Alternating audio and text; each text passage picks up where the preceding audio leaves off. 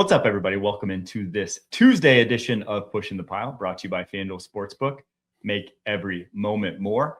We're going to be going through a little Monday Night Football takeaways after that brilliant Steelers win over the Miami Dolphins. We're going to do tiers a little bit differently this time. We're going to go to the non-playoff teams, going to do the turnaround tiers. Who is the closest to getting back into the mix after this season? We're going to do our upon further review where we go through some storylines and say if they stand, if they're confirmed, or if they should be overturned.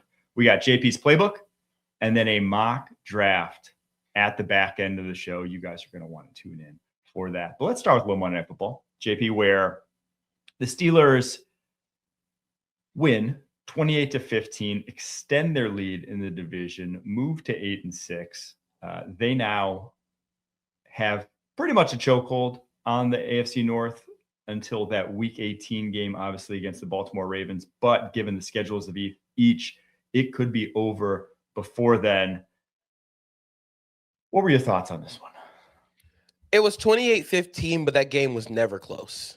It was never a close game. I think, well, actually, it was close in the first half. And then what happened is the Steelers physically overwhelmed the team. I think when you sort of look at what the Steelers want to be, it's the second half version of Pittsburgh with Aaron Rodgers sort of just, again, sort of dinking and dunking in not a derogatory way in some cases, but you have the yards after the catch from DK Metcalf. You have Kenneth Gainwell running hard, even though there's a lot of Kenneth Gainwell in this game.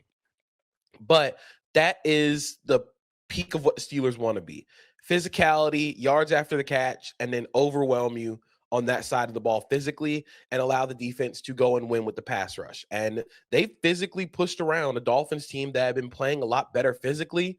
And I feel like this is sort of my fault for going on a spotlight yesterday and saying the Dolphins are going to exercise their cold weather demons. No, I was dying laughing after the first pick. I mean, the pick that Tua threw in that game, which was just, an absolute whale of a pass.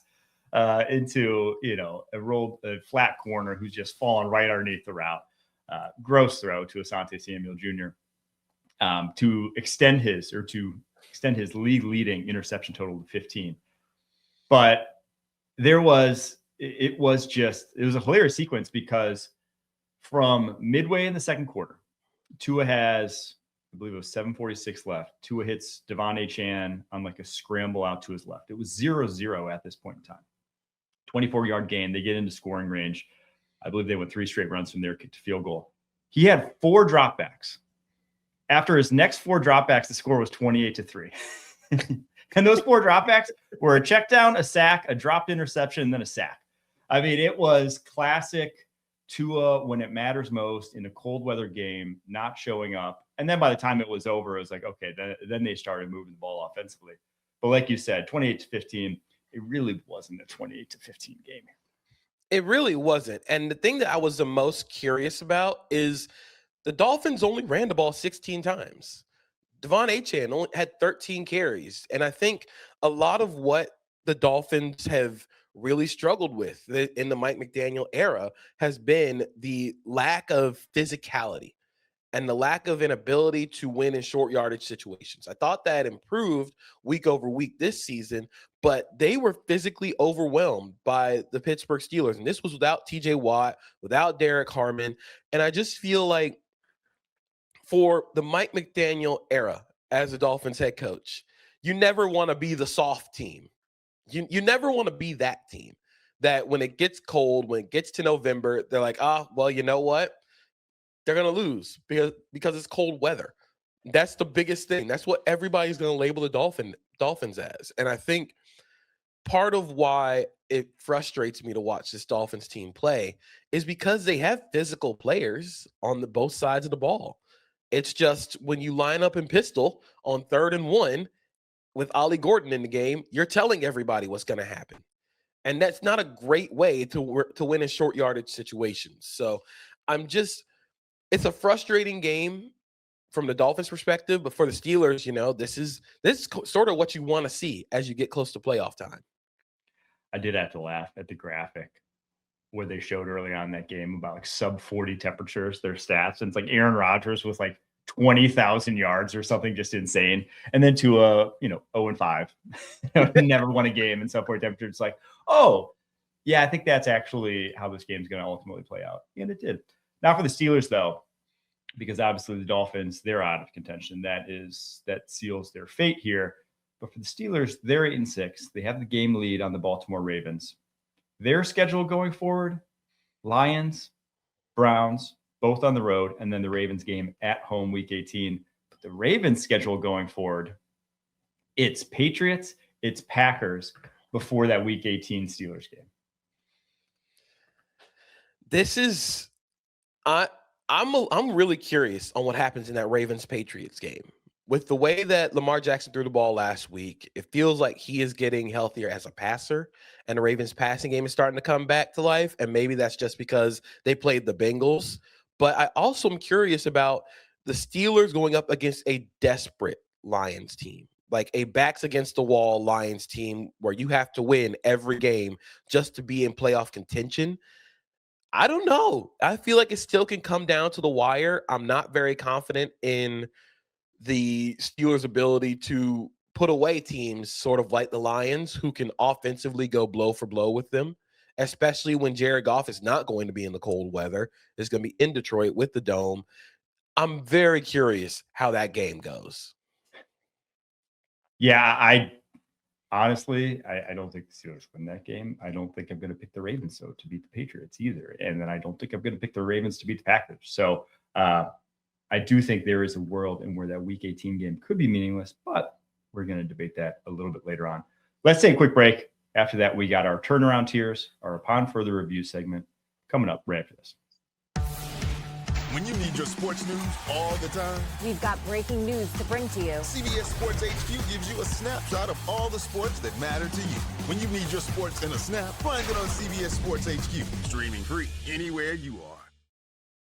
All right, we've done the playoff teams. We've done all of that in terms of tiers. Not much movement there after this week, but I wanted to give some love to the teams that, well, they're out of it at this point. They're already looking towards the draft. They're already looking towards next season. I included every single team that's technically not in the playoffs here, all 18 of them. Some may ultimately make the playoffs, but obviously if you're not in the playoff picture right now, you're probably scraping by to get in. So we're going to start with what I would call the worst tier to be in if you're thinking about quick turnarounds for success. And it is the multi-year cap cleanup tier. It's not necessarily, these aren't the worst teams off in terms of record next year, but it just feels like they're the worst off in terms of really seriously competing because they can't actually add to this roster. Their rosters are kind of where they're going to be. They're going to have to just chip away from these rosters. And it's the Saints, it's the Browns, it's the Dolphins. I believe all three are, as it stands right now, technically over the cap already for 2026. Obviously, that's kind of the Saints' MO. That's what they do every single year. But they're going to have to either cut players, either restructure players to just get under the cap. And all three of these teams have serious, ugly contracts on the books at certain places that are just kind of hampering them in terms of their ability to really contend at this point. And when you look at the Dolphins, obviously the biggest anchor on their team is Tua's contract. And according to Ben Solak at ESPN, it'd be just as expensive to cut Tua's contract post June 1st as it would to keep him on the roster for 2026. Yeah. So you're kind of you're stuck between a rock and a hard place if you're Miami, but that feels like a situation where the previous GM, Chris Greer, thought they were a better team than they were, and those teams normally take a long time to undo. Those wires take a long time to get uncrossed because there's so many bloated contracts. There's so many big name, like expiring vets that you have to get off the team. And it could take a long time for the Dolphins to rebound, especially depending on what happens with that Tua contract. But I feel like the Browns are also in a very similar situation for different reasons. And even if like they're picking fourth right now, if they miss out on the top two quarterbacks, you might as well just go grab 2 of the best skill position players available and go be fun bad next season with Shedeur. It might not be incredible. We'll see what happens, but at least be fun. So that's sort of where the Saints, Dolphins, and Browns are like next year. You're probably going to be bad, but don't be boring bad.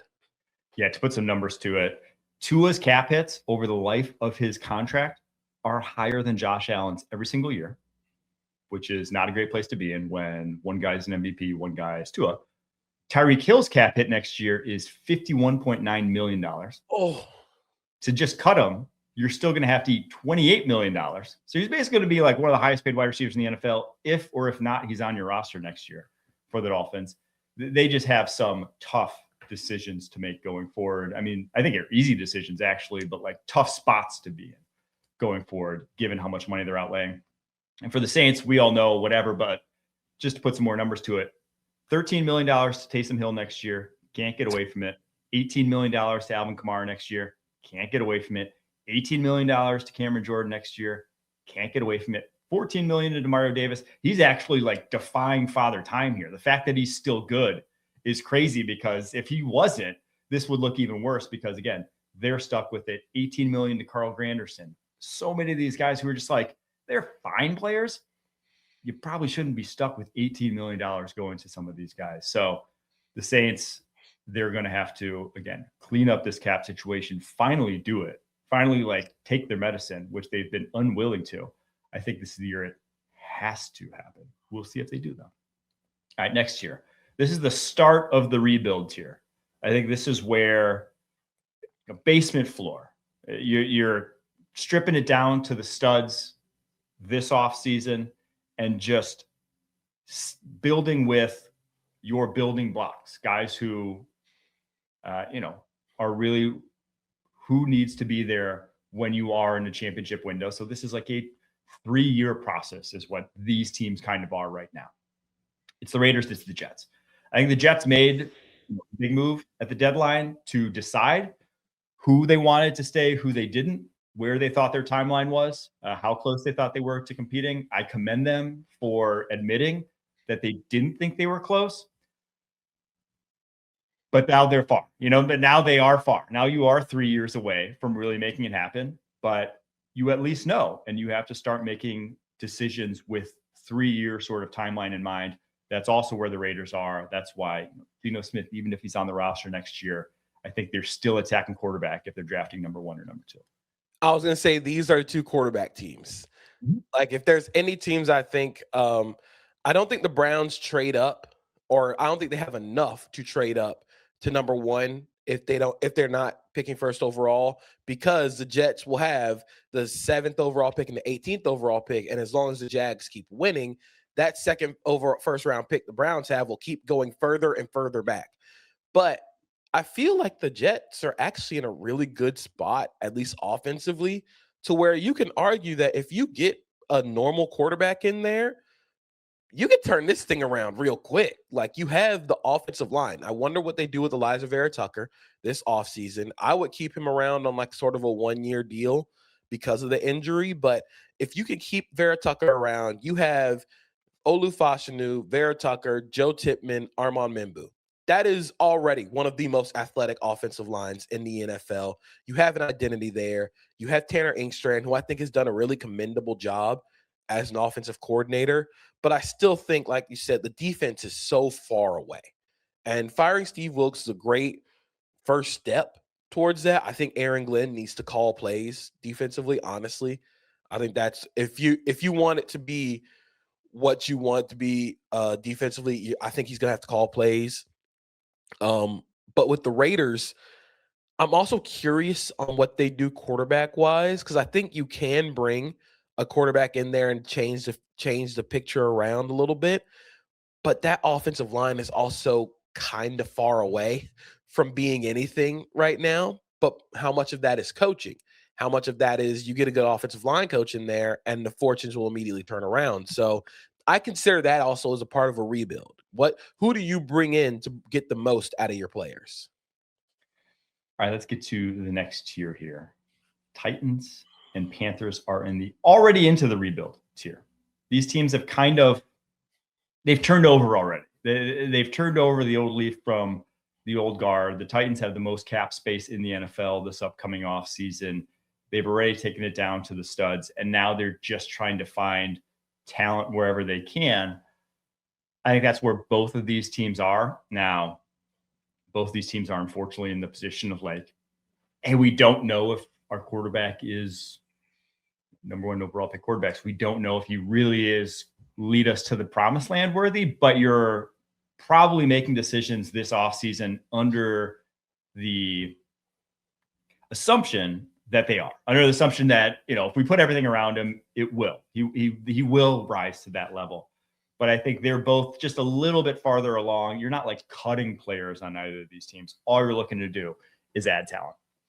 And it's a good spot to be in if you're spin zoning it for the Panthers.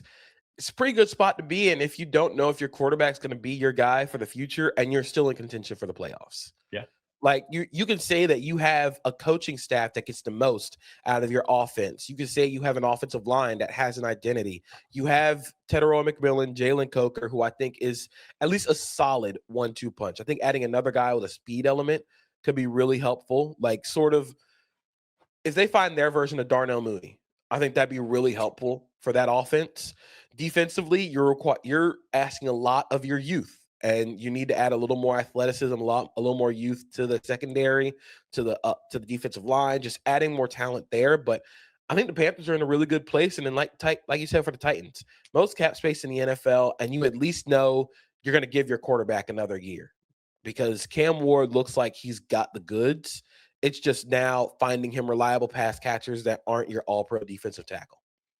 And the Titans with the most cap space, they can create some more too. Like they are going to be on a spending spree this offseason. Hopefully not the one they did last year, because that ended up backfiring on them at pretty much every single guy they signed.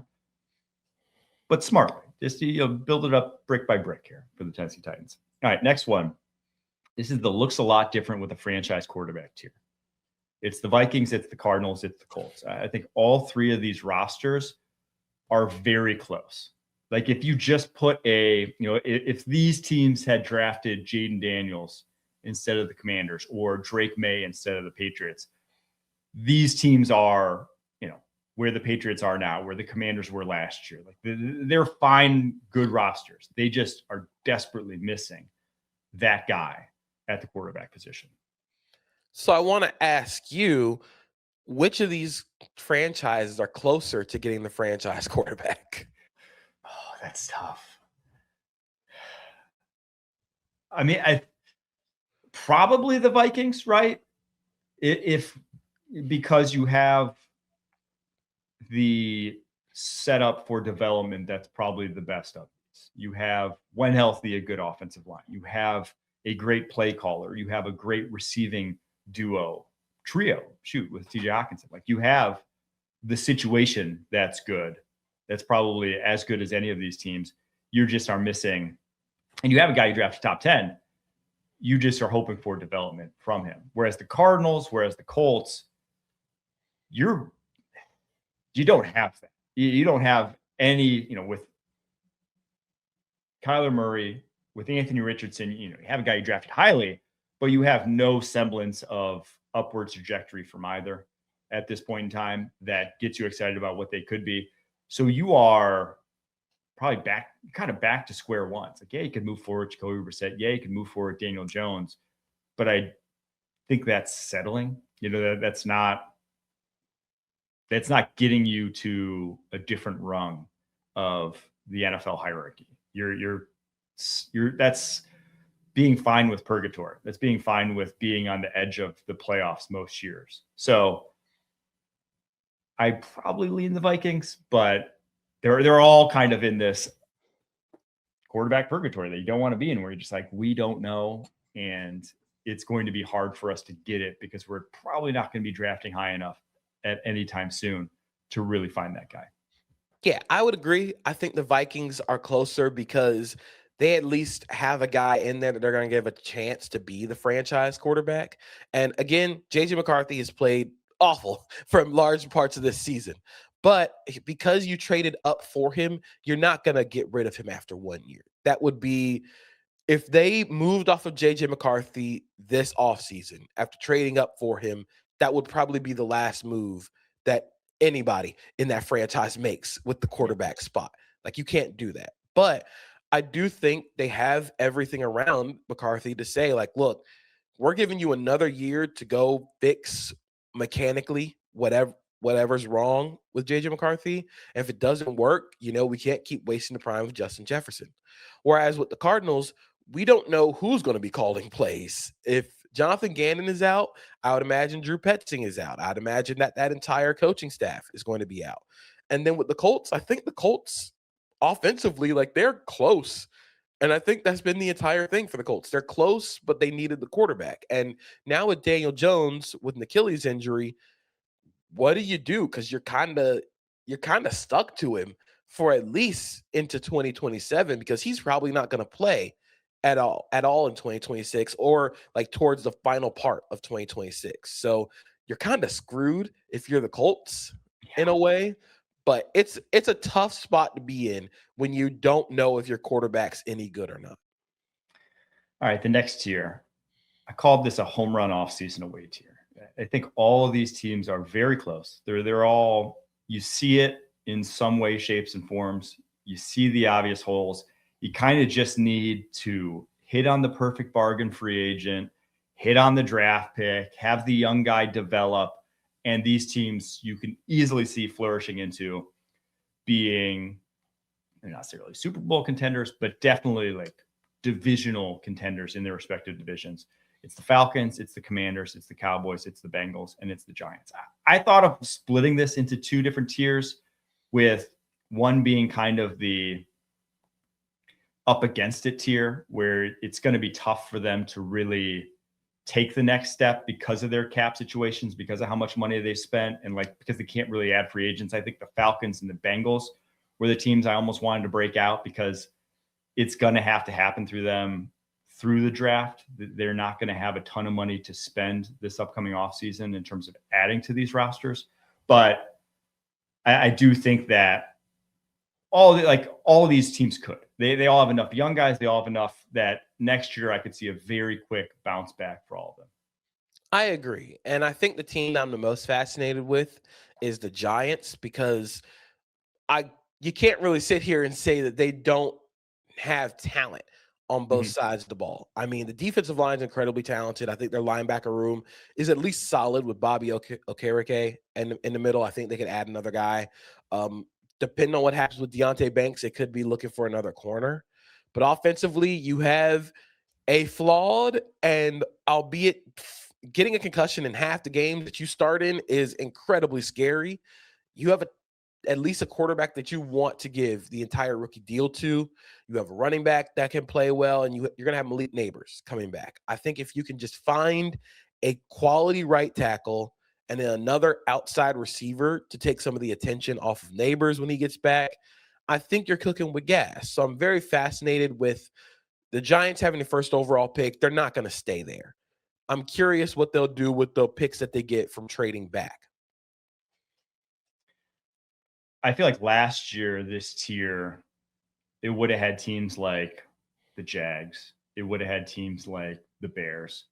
It probably also would have had teams like the Cardinals in it as well. But like this is a movers tier. These are going to be the teams that either really jump to the next level or they fall off and don't become, don't have year-on-year success. Let's get to the final tier. And it's the right back to contending. I don't see any reason why any of these teams shouldn't be right in the mix next year. It's the Lions, it's the Chiefs, it's the Ravens. I don't think there's any panic button to hit for any of these franchises. This just wasn't their years. I would argue that if I'm pressing the panic for any team, it's the Ravens, especially if Nnamdi Madubuike does not come back healthy.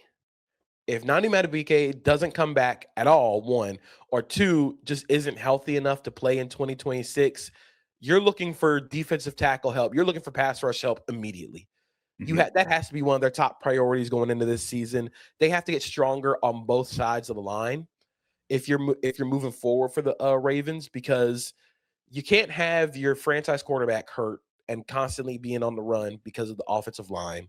And then defensively, they're just not physical this season. And I think not having Madubuike really sort of took the teeth out of that defense. So if Madubuike doesn't come back, I'm a little more worried about the Ravens' stability. But like you said, these teams, they have their franchise quarterbacks, they have talent at almost every position. They needed a little bit of a breather. This is their study abroad year. Like, you're gonna go you gotta go find yourself in like Greece or something, or like Paris, while studying like arts and humanities, and then come back and be like, okay, we got it on lock now. Let's go to work now. Yeah, exactly. For those who don't know, Nani Madubuike, it was a neck injury, and at the time, they said he was out for the year. John Harbaugh said, as for questions about could it jeopardize his career, Harbaugh said those are for Madubuike to address, which is probably not a great sign. Not the answer you want to hear if you're a Ravens fan. All right, those are your turnaround tiers. Very interesting to track. We'll have a ton of offseason content, obviously, when the offseason hits, but I thought it was interesting to kind of dig deep into it now that I don't want to say the playoff spots are over, but it kind of is. There's really just two divisions that are up for grabs in terms of in or out, and they are the two divisions that no one really wants to talk about in the NFC South and the AFC North. So thought we'd give some love to the non-playoff teams at this point. Yeah. Let's get to the upon further review. We'll start with this. I don't know who put this in the rundown, but we'll talk about it. It is Justin Herbert should win MVP. I put this one in the rundown. There we go. Okay, good. And I'm going to overturn it, but I am considering it. All right. I'm considering it because it went to review. It didn't have we're reviewing it at least. It wasn't a this isn't a quick review. This isn't not the quick review. It isn't the like, this is considerable. Like I think given the degree of difficulty that Justin Herbert is playing with, which if you look at all of the like 5 elite quarterbacks in the NFL, you could argue Justin Herbert has had the highest degree of difficulty out of all 5 of them for their entirety of their careers.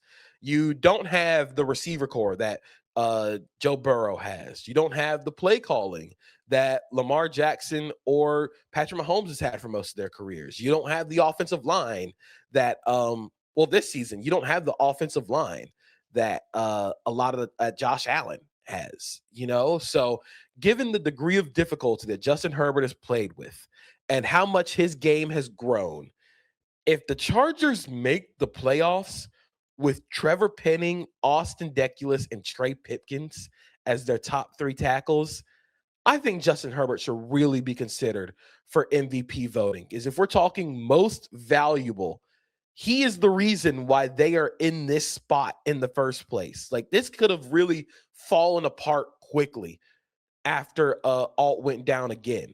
But Herbert has grown his game. He's molded his game, and the confidence that he's playing with right now, even with a broken hand, I think he should be at least considered. I don't know if he's going to win, but in a year where sort of the MVP contenders there's still some fluidity there, I think Herbert should be considered.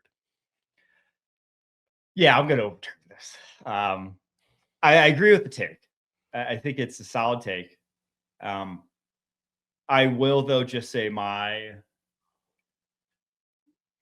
don't have an MVP vote, but my sort of philosophy on MVP voting is that situation should be a tiebreaker when close, but when it's not close, it's like I still want to see the guy who put up the best numbers. I hate the theoretical, what would Justin Herbert look like in the Rams offense? What could Matt Stafford take as many hits as Justin Herbert's taken this year? It's like, yeah, I don't think Stafford would, actually. I don't think he would be playing as well as Justin Herbert does in the Chargers offense.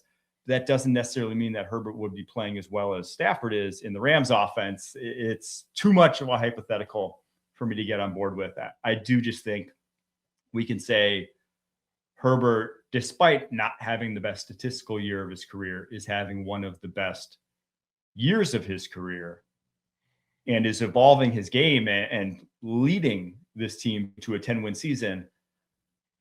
But I'm not giving him the MVP. I'm not. All right, next one. The NFL should have a most improved player award. I'm gonna confirm this one. I think it just makes sense. We can't give, the NBA has the most improved player. They don't have a comeback player of the year. The NFL's comeback player of the year, but not most improved. I think both leagues should have a most improved or comeback player. The NFL needs one because growth isn't linear. There's sometimes a constant trend of keep being like, you go from rookie to pretty good to really good to great. Sometimes you take that big jump. And I think there's a lot of guys that should be considered for most improved player. I was watching before the Dolphins fell apart, and I was saying like, hey, Patrick Paul has really improved this season. I think a lot of guys in the NFL could be considered for this award. I think Jack Campbell could be considered as a most improved player. Devin Lloyd should absolutely be considered for most improved player. But I think the NFL needs it to sort of freshen up some of the awards, because we sort of use comeback player of the year as, oh, this guy came back from being bad. And that's not the same thing as what comeback player should be. So just make a most improved player and we can really have a lot of fun with it. See, I'm going to say stands, but I would want some sort of qualifier, because I don't want it just be like Drake May winning the award, right? Because I think if we did the voting right now, that's who would get it, right? I don't want it to be the guy who goes from year 1 to year 2 and was a top 5 pick, and then all of a sudden, he looks like it didn't quite look like one as a rookie, but now looks like one. That would too often to me be who gets the award. I want it to go to like Al-Quadin Muhammad, who has been a journeyman for his career, and all of a sudden he's going to have double-digit sacks this year. And it's like, where'd that come from? Or the Geno Smith, who year 10 of his career all of a sudden becomes a franchise quarterback. I would want a way to avoid giving it to the guys who are just on their natural rookie contract progression, and instead giving it to, Devondre Campbell, who becomes an all-pro somehow in his first season with the Packers. And it's just like, where'd that come from? The guy was on like a $2 million deal.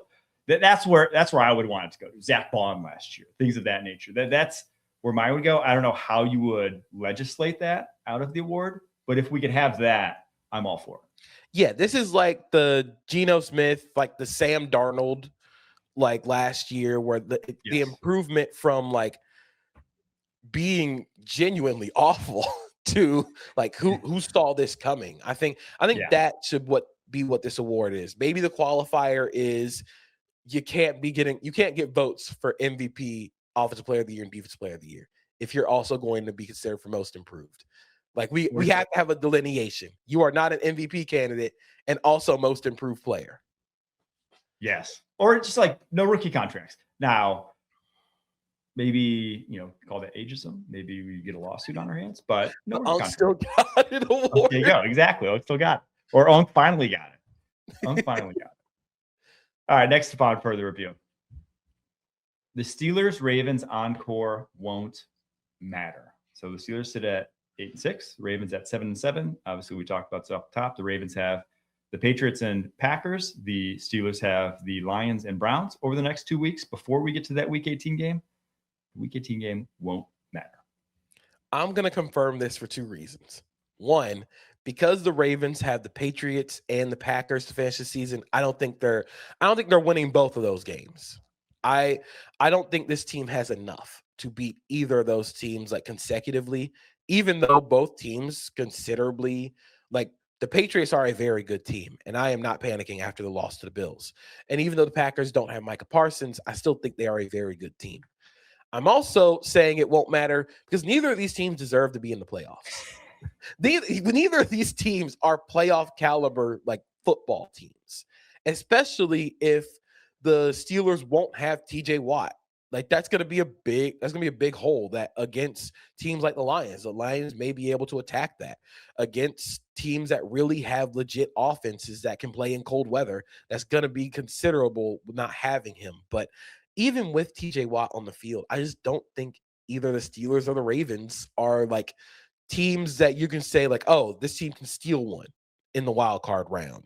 Oh, this team is going to give a wild card team like a problem in a home game. I don't think either of those teams are that caliber, but it might not matter because the Ravens might not beat those two, the Patriots and the Packers, to make Week 18 matter.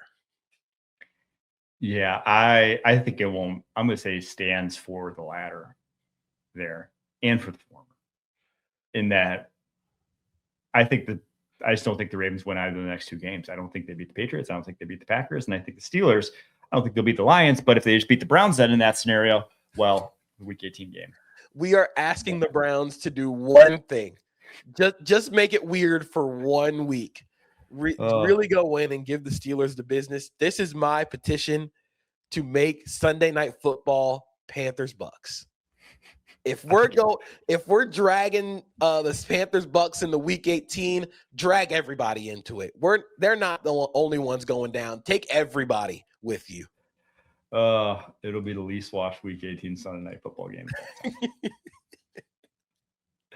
All right, next one. The third wild card has been a good thing for the NFL since implemented in 2020.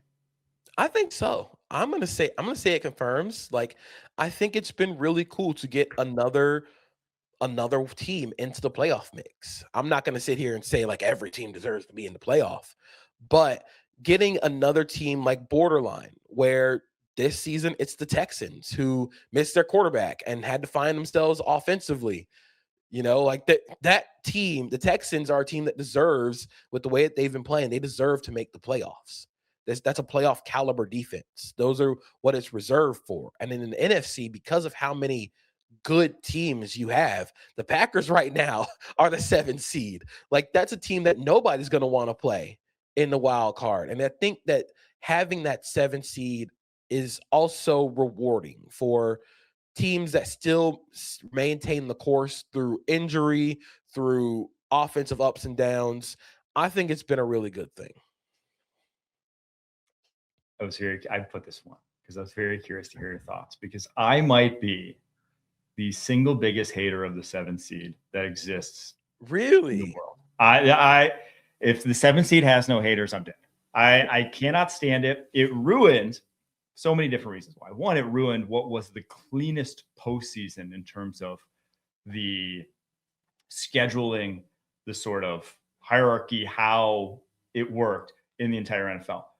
2, the 2 seed deserves a bye. More often than not. More often than not, the difference between the 1 and the 2 seed is how easy your schedule was. So if you are a team that wins 12 games, more often than not, you deserve a bye. I think the 2 seed in the NFL deserves to not have to play what, for more often than not, has been a formality. Of the 2 7s, the 2s are 9-1 in those games since they've started. Only 2 of them have been decided by 1-score games. It has not been a great product for the NFL. It has cheapened the product, in my opinion, because you get a lot of blowouts. And even the upset win was a blowout a couple years ago when the Packers beat the Cowboys, the only time the 7th seed has won. So it hasn't been a great product on the field. It's forced the 2 seed to play more games when I think the 2 seed should get some deference in these conversations. And the last reason is I think the Super Bowl should be to crown the best team in the NFL. If you are letting 14 teams compete for who has been the best team in the NFL that year, I just think you're doing it completely wrong. I'm against college football playoff expansion. That's why I wasn't upset when Notre Dame didn't get into the playoffs this year. It's because you lost 2 games, you forfeited your right to be considered the best team in college football that season. I think if you lost 7 games, you forfeited your right to be considered the best team in the NFL that season. So to add 1 more to the mix, and the thing is, they're going to keep adding more. They're going to want to push for an 8th playoff team at this point. They're going to want to push for an 18th game. And to me, every time they do that, it just cheapens it a little bit more. And I think sometimes you got to put your foot down. And the 7th seed, to me, is me putting my foot down. I thought that was absurd. So I would argue that because they added the 17th game, I think having a 7 seed makes more sense because, like you said, if you lose 7 games, you're still 10-7. You're still a double-digit win team. Like that's a team that I would say, like, you win double digits, you deserve at least a chance at making the playoffs, a chance at the playoffs.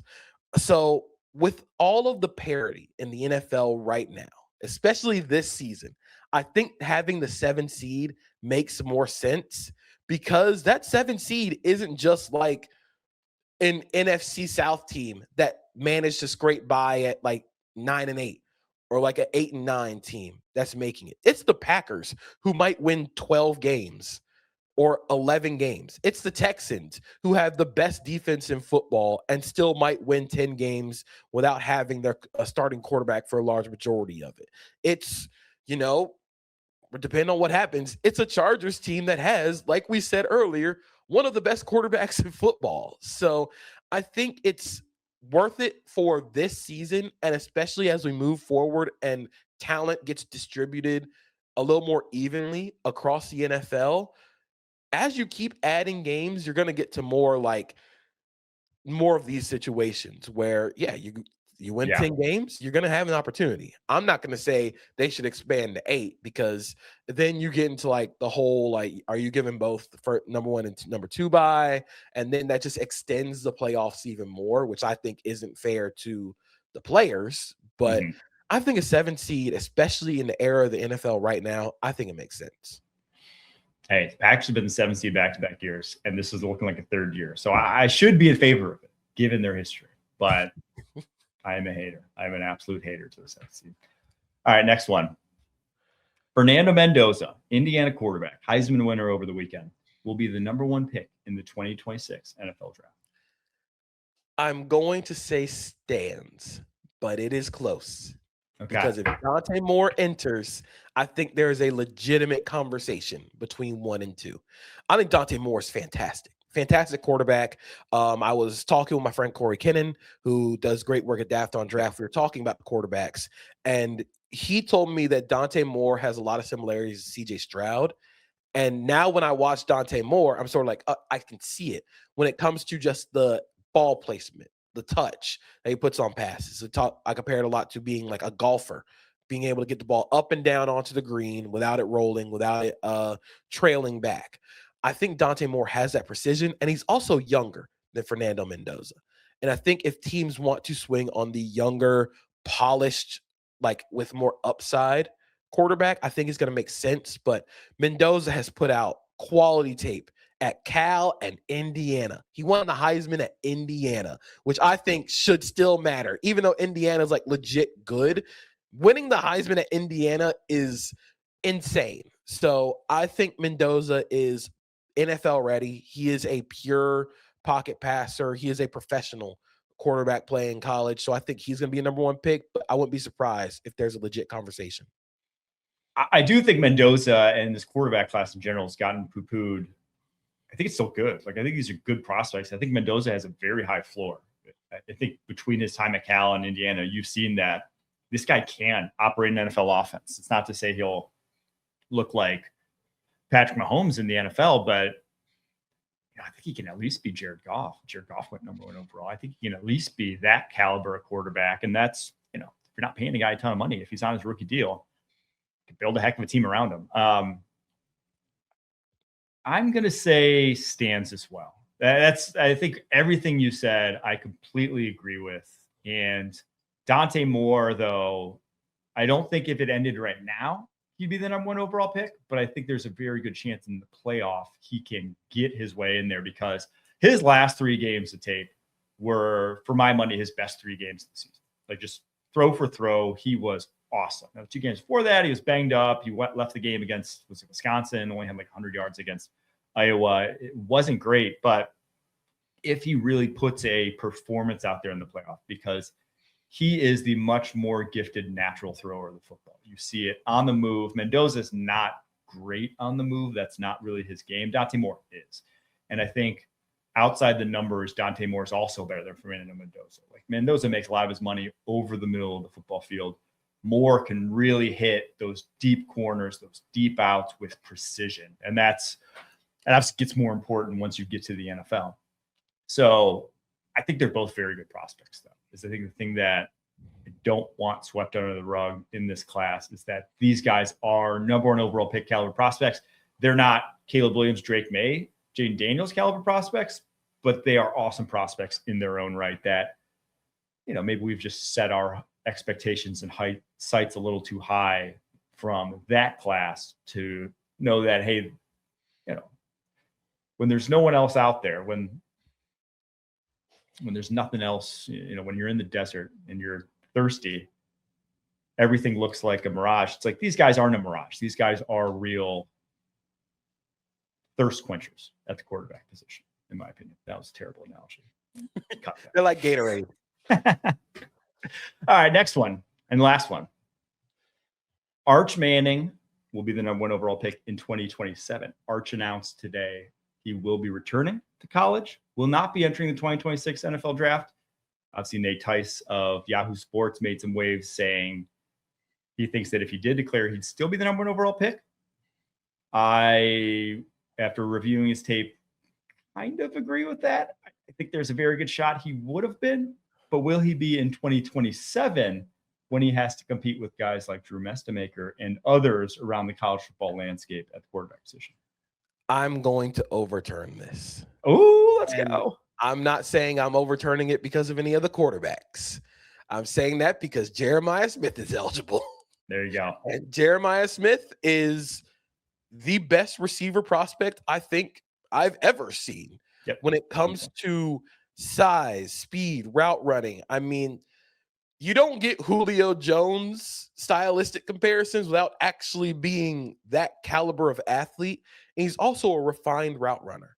And I think him coming in immediately as a freshman and being the best receiver on the team, when you're going to have a top 10 pick in Carnell Tate, when you're going to have a legit good first-round rookie in Emeka Ibuka playing next to you, the fact that you came in as a freshman and were better than both of those guys, I think that's going to matter a lot. I think Arch Manning has improved a lot week over week, and it's what we expected to happen. I think given the value of quarterback, I can see him going number one overall, but I also think the quarterback class for 2027 might get really fascinating. Lenore Sellers also decided to return to college, and he can be a very interesting name in the 2027 QB1 race. I think Drew Mestamaker is going to have a lot of say in that. Depending on what happens with Josh Hoover and John Mateer, that could be really interesting. You're going to have whatever happens with DJ Lagway. He can go somewhere else and really put up big numbers. There's going to be a lot of talent in this 2027 class. Sayin. Yep, Julian Sayin at Ohio State. But man, I think Jeremiah Smith is going to be the best prospect in this class because he is the best receiver prospect I think I've ever seen. Okay, let me throw out some scenarios to you. So Raiders draft number 2 overall right now. Odds are they're going to draft number 1 and number 2 when it's all said and done. Say they pick a quarterback. And with what we know about this team and how just not good it is, say one of the teams that drafts a quarterback this year, whether it's the Raiders, whether it's the Jets, they end up with the number 1 overall pick in 2027. And you have either Fernando Mendoza or Dante Moore on the roster, and you have the number 1 overall pick.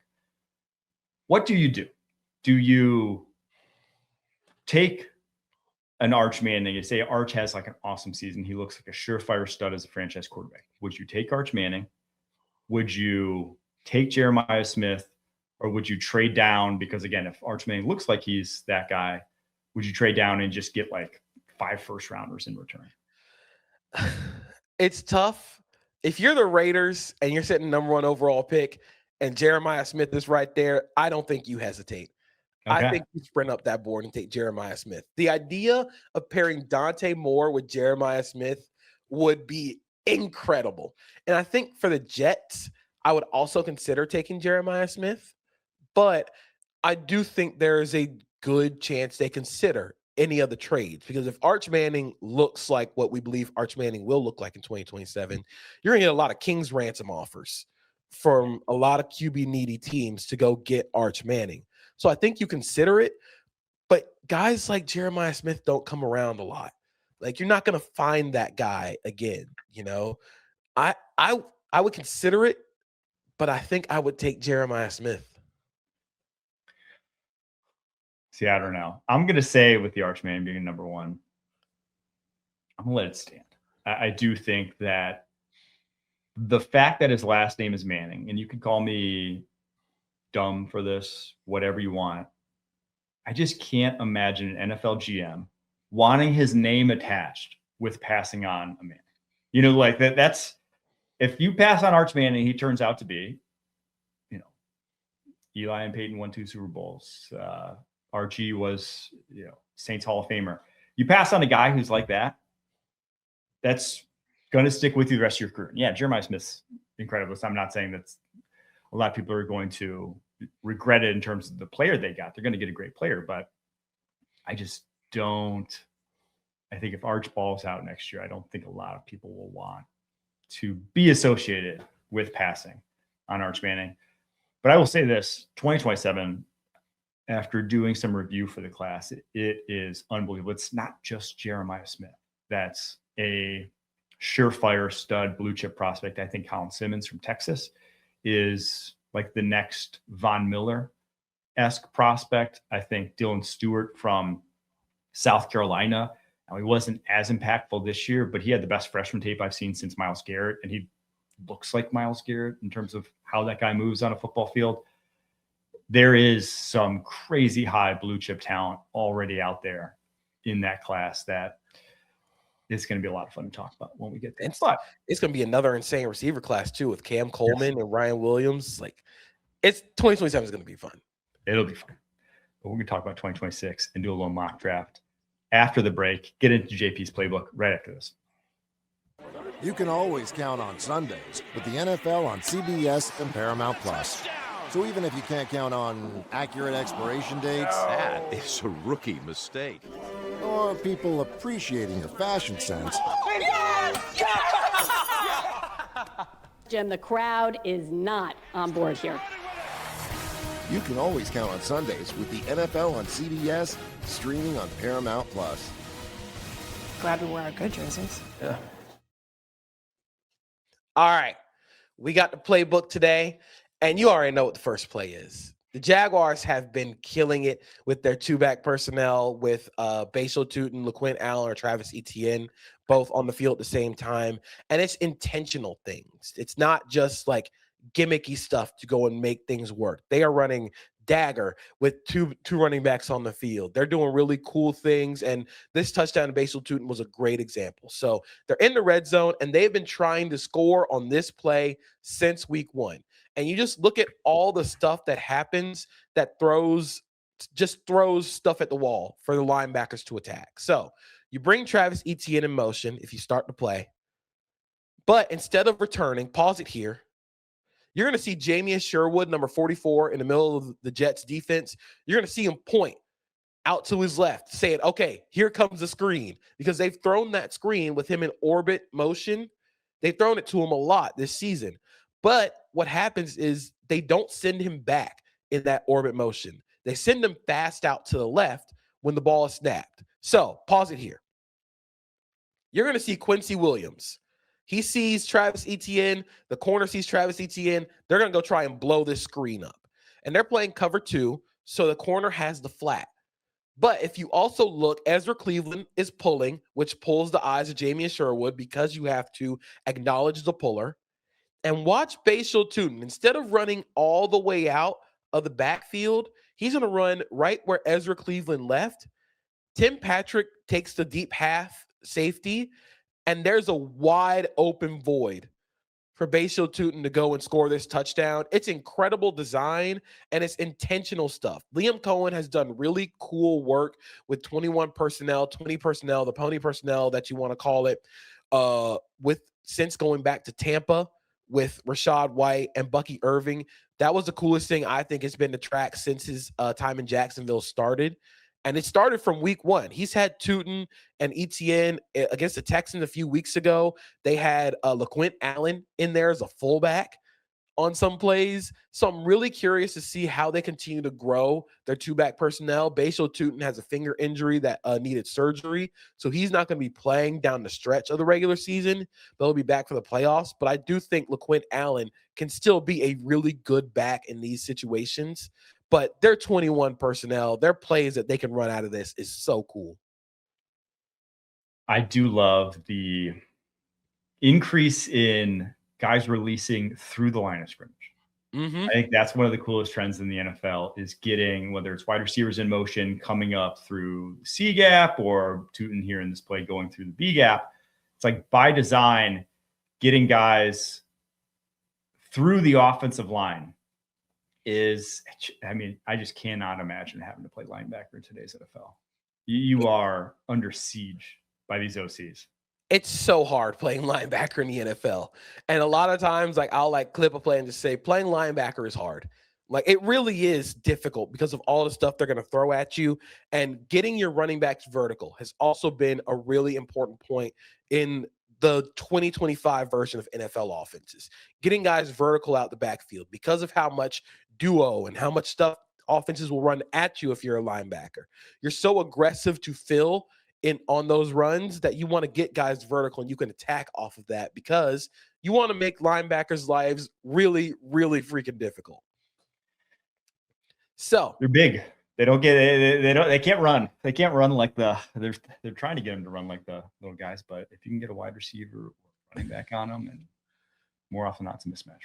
Exactly. So this next play, we're actually continuing to put linebackers in conflict. And I'm sorry, Mike, but we are going to Bo Nix and the Broncos. Recuse myself. You got this. I cover my ears. I'm taking my earpiece out.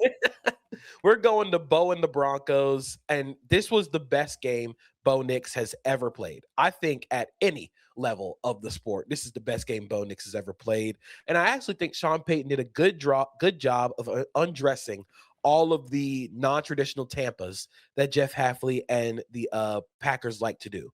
And so on this play, when we get it up, I think it's a really cool design. So what's going to happen is you bring Troy Franklin in motion once the play starts. Now, the Packers, when the play starts, pause it. They are going to run Tampa 2, but Carrington Valentine, number 24 on the far side of the field, and Xavier McKinney are your deep half runners. And the Packers like to do this so they can get Evan Williams closer to the action. They like to get their safeties closer to the middle of the field. That's why when we call them like the dagger killers, like they can void a lot of dagger plays because of all the non-traditional Tampa they run, with safeties buzzing down to take out the middle of the field instead of linebackers in this scenario.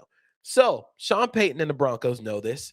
And instead of having Marvin Mims run this inside post against Tampa 2, they're going to run scissors to that side with Marvin Mims running the corner to take Valentine away, and then Troy Franklin running the post against Tampa 2 with a linebacker there that's not as athletic as Evan Williams or Xavier McKinney can be.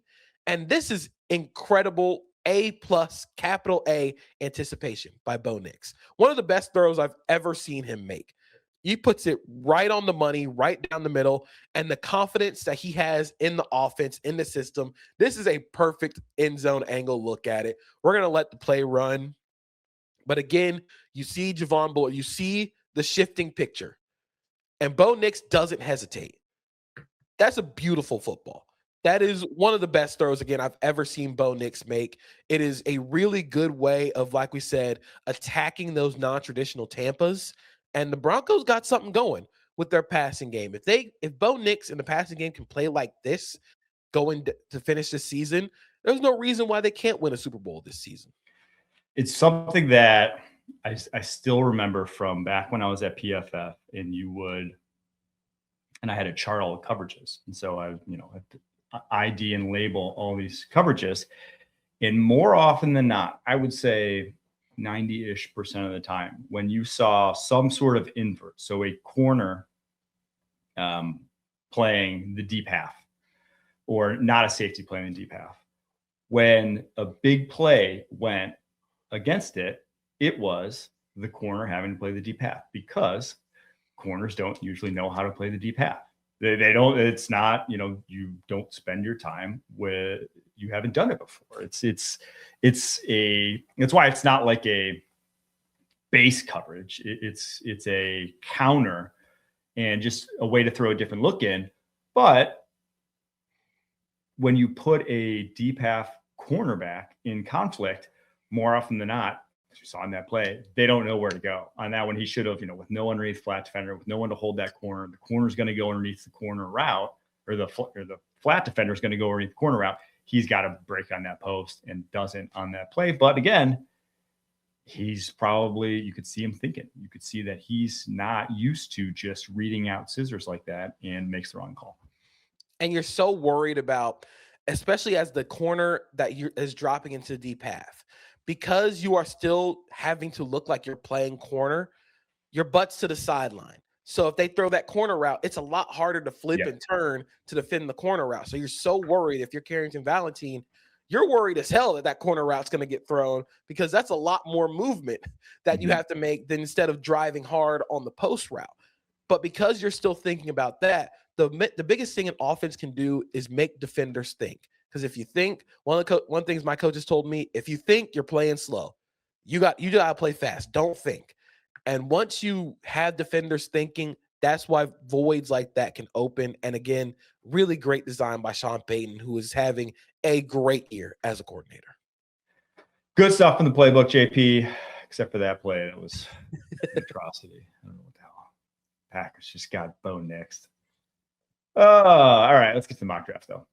I'm going to do top 10. Actually, I'll just extend and read through 18 just for your guys' edification. But before I wanted to get to that, I just wanted to hear your thoughts on who you think the quarterback neediest teams are drafting in the top 10. Obviously, the order right now as it stands, it's Giants, Raiders, Titans, Browns, Jets, Cardinals, Saints, Commanders, Bengals, and then the Rams, who have that Falcons pick. Obviously, I don't think anyone's going to give quarterback to Giants, Titans after last year, Commanders, Bengals after who's starting for them. But of the other ones, what would you kind of rank them in terms of who's the most desperate? Because we said there's more likely than not going to be two guys at least, if not three, given how Ty Simpson plays in the playoff. But like two guys probably will be up there. Who are the neediest of these teams? I think number one is the Jets, because like we said, there's a chance they can turn this thing around really quick with a quarterback that can run the offense in there. I'm not saying they're going to be like the next New England Patriots. I'm not going to put that on them before they can even get a rookie quarterback in there. But there's a good chance they can go worst first, offensively at least, with a quarterback in there that can run Tanner Engstrand's offense. You have the offensive line already in place, and you have a couple of receiving targets in Garrett Wilson, Mason Taylor, Breece Hall.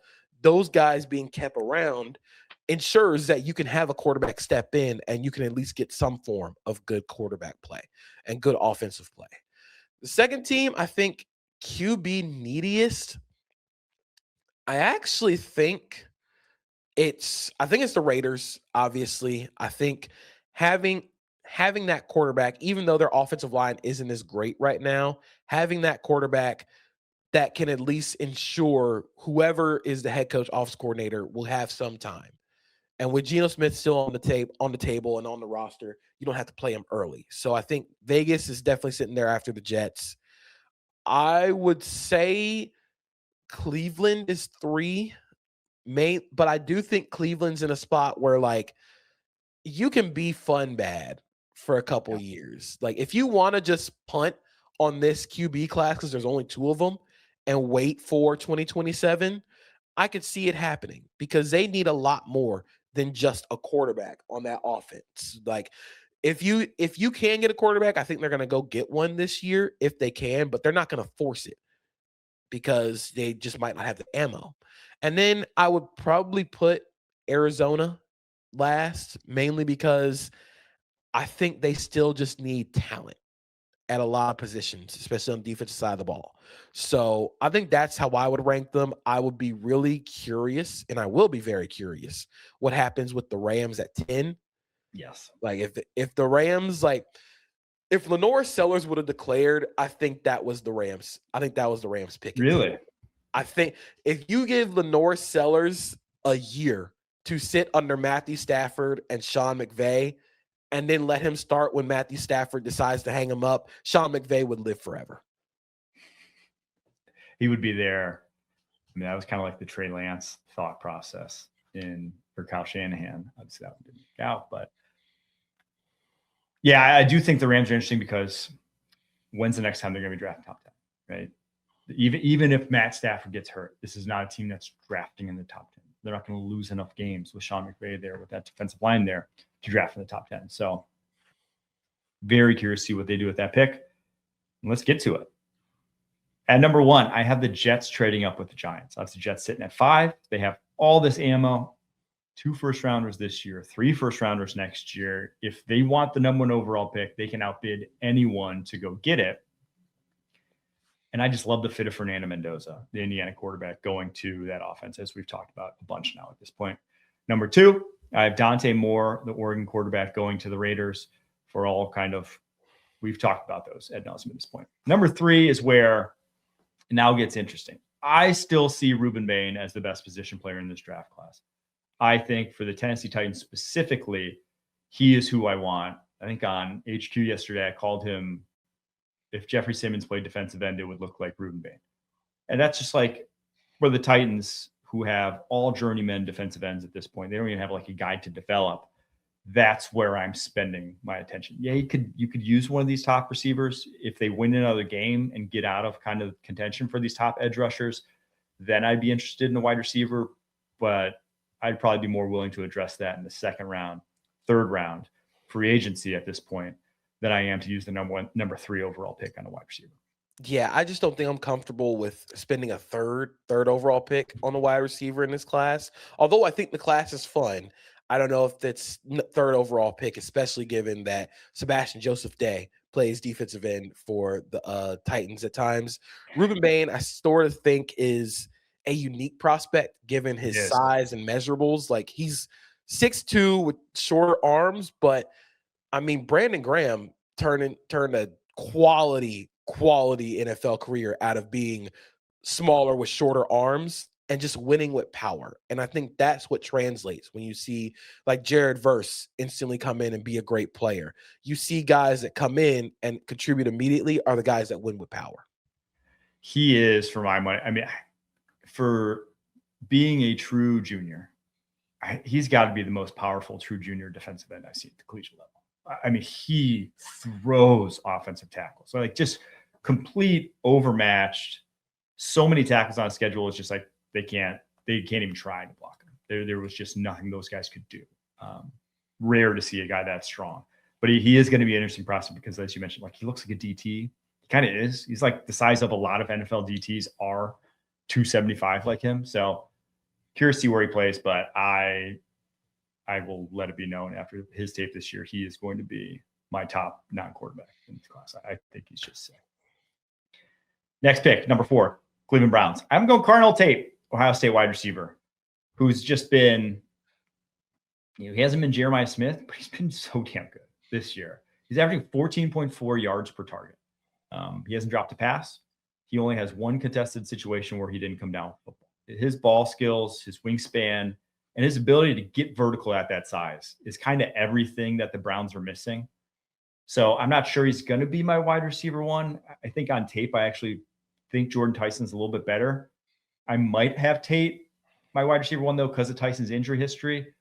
But Tate is just, I mean, I have no question marks that he's going to be a high-end NFL wide receiver. I think the race for wide receiver 1 is one of the most interesting things about this draft class. Like you said, Jordan Tyson, phenomenal player. The injury history, really scary. Yes. Especially the soft tissue injuries are the things that are real scary. You also have Carnell Tate, who has been one of the most improved players of the college football season. I came into the season sort of thinking like, oh, okay, he's a cool player. I think he'd be a quality like second receiver, but he stepped up in so many ways this season. You have Mekhi Lemon, and then you just have guys outside of that like Denzel Boston, Chris Bell, Casey Concepcion. Like there are a lot of really fascinating players down the board at receiver who are going to make strong cases for wide receiver 1. But Carnell Tate and the Browns, I think they need somebody with juice to make their offense more explosive. And I think Cardinal Tate is going to be the best guy out of that. Next up, number 5, New York Giants after the trade down. And to go from 5 to 1, it would take probably 2 firsts and a second, 2 firsts and maybe like the last of their first in 2027. It would take a big haul. So not saying that the Jets will for sure want to do that given how much other needs are on their roster, but they are the one that can do it. For the Giants, though, obviously ideal scenario. You're not drafting a quarterback. You're hoping someone's in demand for one. And Jordan Tyson, this might be a little bit of a, superfluous pick. It might be a little bit gratuitous. You don't really need it, but how much fun would it be? You just would not be able to. You kind of have what the Cowboys have right now, where it's just like you're going to go into games not seeing man coverage because you can't. You can't play Malik Neighbors, Jordan Tyson, Wan'Dale Robinson in man coverage and expect that you won't give up a ton of explosive plays in that game. So it just gives you 3 high-end separators. And Tyson is just like easily the best separator in the draft class. He can do things physically that are unique at the receiver position. He's not the strongest. I think that's easily his biggest weakness. His injury history is scary, but the guy gets open at a very, very high level right now. I think this also is sort of a reflection of how poor the tackle class is, because you could also consider right tackle here if you're the Giants, but there's not really a guy that you want to put at right tackle out of any of these prospects at 5. And like I said, Jordan Tyson, the grace that he plays with. When I describe him, it's sort of like watching a figure skater, where like the movement of a figure skater, the ability to bend, the ability to turn. I think that's something that's really going to translate immediately. Speaking of the top class, at number 6, I have the Arizona Cardinals going Texas offensive tackle Trevor Goosby. And I've been rolling through final tape evals from the regular season on some of these guys. And I don't do like full final evals right now. I still like to have the numbers in front of me, and I'll be doing those like February when I really get, but at least a few games on all these guys at this point in time to really get a handle on who they are. And the one guy who jumped out to me, who based off of early season watching versus late season watching, where I was like, oh, this guy's different cat. I was too low on him. It was Trevor Goosby, the Texas offensive tackle. I think he is the clear-cut OT1 in this draft class. I did not have another guy in my top 15 at the offensive tackle position. That's considering some guys like Spencer Fano from Utah guards. But to me, he is the one guy where I'm like, that guy could be an elite left tackle in the NFL. Now, for the Cardinals, it would be a right tackle, but I think their right tackle need is big enough at this point. And just basically, you want to make whatever situation for the quarterback, if you're not going to draft one, you want to make it as good as possible. So I'm curious here with Goosby at 6. I'm curious again, just sort of the slow start. It's a slow start keeps him down the board. But, the Cardinals are starting Akeem Davis-Gaither at linebacker. And having Arvell Reese, Sonny Styles both there, I wonder if they would at least consider it at 6. Given Steve Keim would be running in the card for those two. I mean, Arvell Reese and Zaven Collins are sort of like the Spider-Man meme pointing at each other. But Sonny Styles there makes a lot of sense given, they just need size. They need to be bigger. That's always been the Cardinals' problem defensively. They're just small. And now that they're spending premium picks on like big dudes, even Will Johnson, I wouldn't say he's a premium pick, but he's a big, tall corner. Walter Nolan is a big dude. They need some more physicality. And I think Styles there makes sense, but I get it with the athleticism of Goosby. I didn't want to do that to Cardinals fans. From Hassan Reddick to, Zaven Collins to, I can't even remember the Clemson guy's name at this point, Isaiah Simmons. They have been burned so hard on the hybrid linebacker. And now, again, I think Arvell Reese is a different cat in that regard, and definitely a different skill set from all of those guys. But they could take a break. They can be the team that doesn't take that guy this year because they were the team that took all the other ones. All right, next up at number 7, I have New Orleans Saints going with David Bailey. They I still remember at the combine last year, I was talking with some Saints guys, and they're like, hey, we can finally start targeting, we're running the 3-4. We can finally start targeting guys who aren't 270 pounds with 35-inch arms. And then they didn't, they don't have anyone. They didn't actually add anyone to this roster. So I still think it's some juice off the edge is a need for them, just targeting valuable positions. And David Bailey of Texas Tech, second in the FBS in sacks, first in pressures. He has just been a lightning rod. He's kind of what everyone's looking for, just a guy who has high-end juice, just going to hunt opposing quarterbacks, maybe not going to be a run defender. Literally didn't even start at Stanford because he was kind of a liability against the run. I think he's been much better in that regard this year after transferring to Texas Tech. But if you're drafting for the Saints, it's just because you need another guy opposite Chase Young to attack opposing quarterbacks. So I actually started my work on this draft class with the edge prospects. I started with the Texas Tech guys. And I think David Bailey has the quickest first step of anybody in this class. I am curious on taking a guy who might be best as sort of a designated third down pass rush guy at 7. But considering everybody else on the board, I think it might be the best option available. And I also think, do you think they consider Mekhi Lemon or another receiver at 7? This high, I really only had Carnell Tate and Jordan Tyson based off of their tape as like I'd take them top 10. So I think it would be a reach. But I thought it was a reach when they drafted Chris Olave, where they drafted him. I thought he was kind of limited, maybe not the best word, but I thought he was like a specific type of wide receiver, and it wasn't like an all-around guy that was allowed to pick 12 or 13 or whatever, and they traded up a lot. They traded up like a future first to go get him. To me, he didn't feel like that sort of guy, and I don't want to say I'm proven right because he's a great receiver, but like he just is a limited in the role he plays. That's how I feel about Mekhi Lemon. It's just like that's a lot to go for a guy who's kind of has to play a certain role. So great player, going to be a great player in the NFL. Just think top 10 is probably a little rich. And I also didn't give them Arvell Reese because I love this fit too much. I hope it happens. The Washington Commanders getting Arvell Reese, the Ohio State linebacker. It's just like that's what they need. If you're talking about what's missing from this Commanders defense, it's Arvell Reese. So a guy who can rush the passer, drop into coverage, strong as shit in the box. Like he is a great all-around football player, a great all-around front 7 weapon to add to Dan Quinn's defense. That was, Arvell Reese, I'll just say, is higher on my board than David Bailey, but I kind of just shoehorned this fit in here. I think Dan Quinn is going to see Arvell Reese and think Micah Parsons. Yeah. Like that's exactly what he's going to see.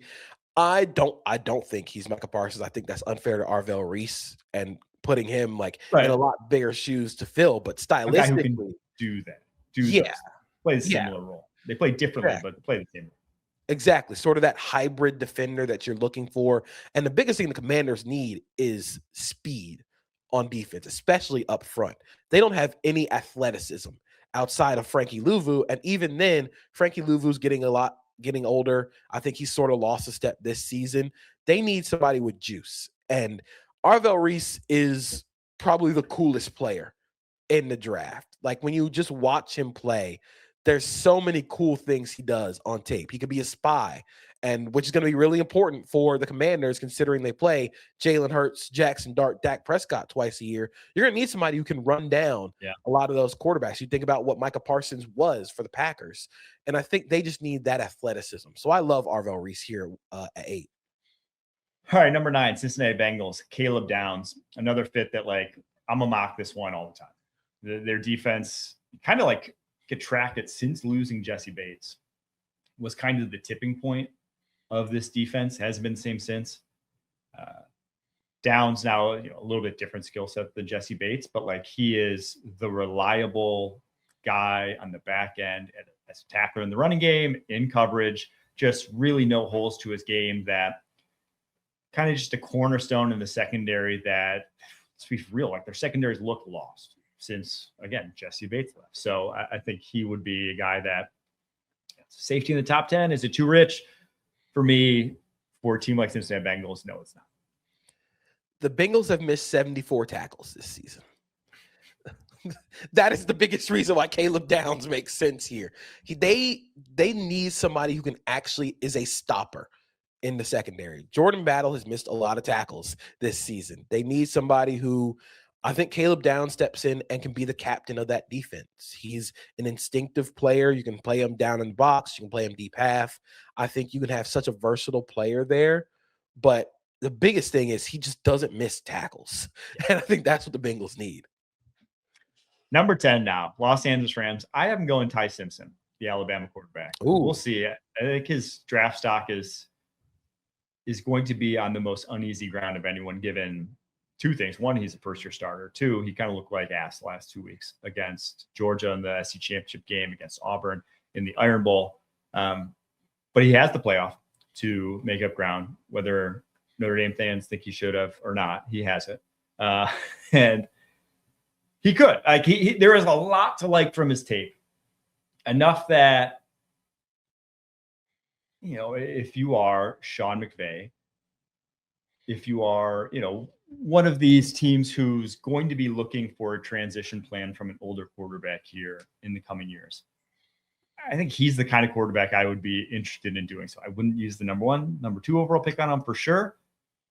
But again, the Rams aren't going to be in this situation again. You're not going to probably get to a quarterback prospect that's a legit guy anytime soon. And this would kind of be the perfect time to do it. Stafford, 2 or so useful years, you would think at most. I don't say at most, but like that's probably what you're budgeting for if you're less need.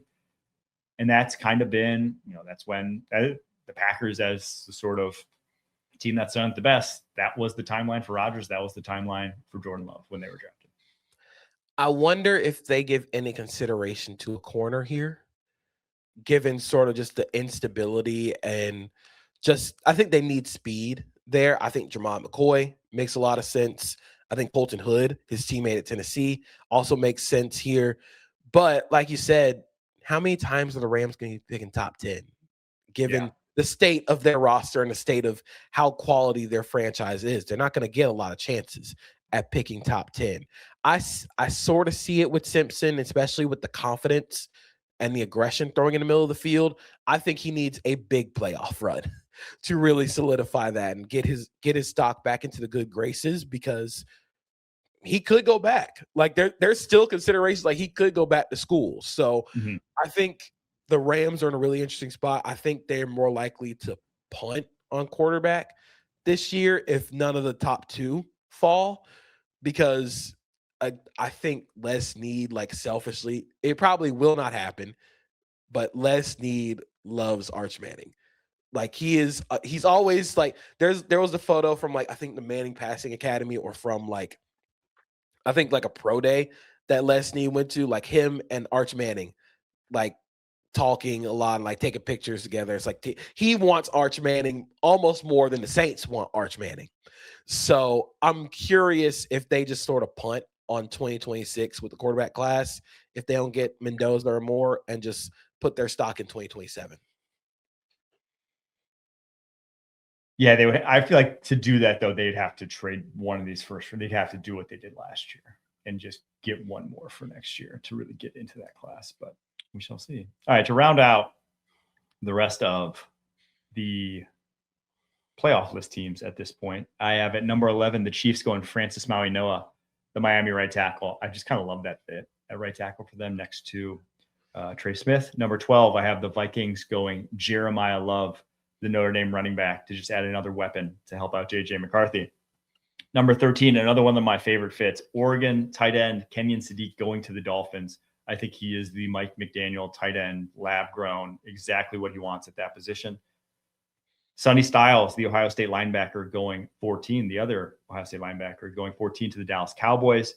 Just speed on this defense, someone who can actually tackle, make plays in the running game. He didn't miss a tackle all season long. Insane stuff there from him. Spencer Fano, the Utah, I'm calling him a guard here, going to the Baltimore Ravens, who we've talked about all year, have one of the worst guard positions in the NFL. I then have Jermod McCoy, the Tennessee cornerback, who officially declared for the draft, despite not playing a snap of football this season, going to the Carolina Panthers. I think the upside of what he could be next to J.C. Horn would be outstanding. It's just something I'd be I would chase if I was the Panthers.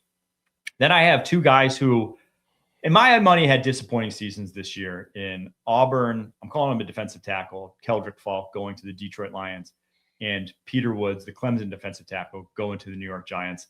I had really high hopes. I think it has both top 5 on my board heading into this season. They just weren't impact guys as pass rushers, like not even close this year. I don't know what happened to Peter Woods specifically, because he was just better on tape last year than he was this year. Not uncommon for some of the Clemson guys though this year. Not uncommon for like Clemson guys since 2019. That program has not developed talent. It's been one of the most frustrating things. I feel like so many guys like Barrett Carter, I was excited about as a freshman, didn't amount into anything. Xavier, who was the 2019 the freshman on that team? Xavier. Xavier. Oh my gosh, I can't believe I forgot his name. He plays Xavier Thomas. Xavier Thomas plays for the Cardinals now. Yeah. I thought he was going to be something that didn't develop at all. They seemingly have not developed talent well. Peter Woods, another unfortunate guy in that regard, just didn't look like an impact guy this year, but goes to the New York Giants, who they themselves kind of benefited from one of those Clemson DTs not quite developing, and Dexter Lawrence, who was a monster as a true freshman at Clemson way back when, and now a monster for the New York Giants. So there's 11 through 18. Anyone stand out to you?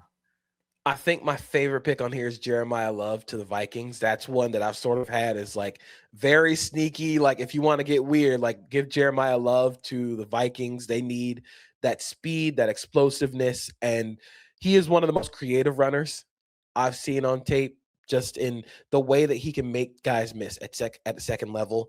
I love the Sonny Styles pick for the Cowboys, who are still starting Kenneth Murray, and that's just not a way to win on defense. Dude, if you're starting Kenneth Murray in 2025, you got what you deserve. You knew exactly what you signed up for.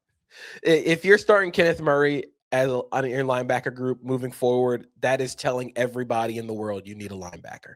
But I am fascinated by Keldrick Falk. That's another guy I started watching. Like I said, started watching the Edges this year first.